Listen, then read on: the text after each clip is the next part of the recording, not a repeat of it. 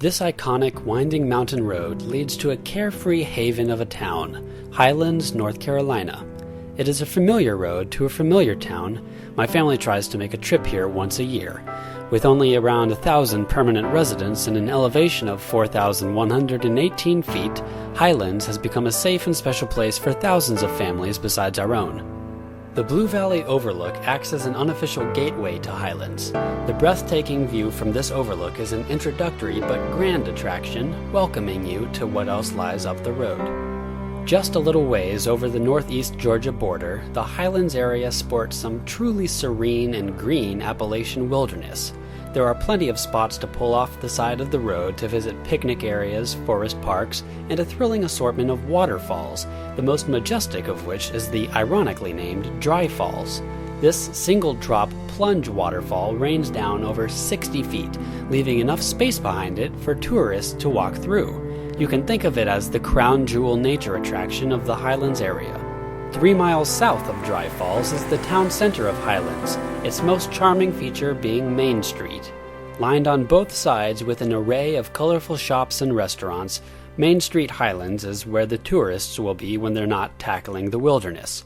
This particular weekend just happened to be the absolute busiest we've ever seen Main Street. These pleasant shops always seem to be waiting for us when we return. The landscape changes from time to time, but one can usually count on a select list of gift shops and galleries to always be there. One store in particular makes its mark for how persistently it stays open throughout the year. One of Main Street's most charming stores is the Christmas tree. Sven, don't you think that's right? The novelty of getting to shop for crafty Christmas ornaments and decor in mid-July is what fuels this little shop. A staple of Main Street shopping, the Christmas tree also offers a small selection of Halloween decorations for those who don't mind a good scare alongside their good cheer. A little less seasonal and a little more regional is the must-see stone lantern on the same side of the street. Chock full of all things related to Japan and China, from jewelry to, well, China, the stone lantern never fails to entrance. Though the average item's price is quite a bit higher than the items in the Christmas tree, the stone lantern is plenty welcoming to mere perusing.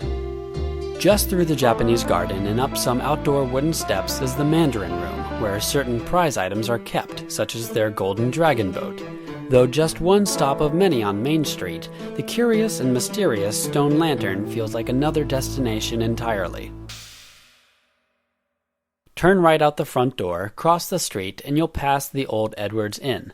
Featuring a wine garden, shops, and Madison's restaurant in addition to the inn itself, Old Edwards is the luxury place to stay in Highlands. At the very end of the street, just as Main Street starts to run out of attractions, are a couple of well-kept churches, the Episcopal Church of the Incarnation and First Presbyterian Church.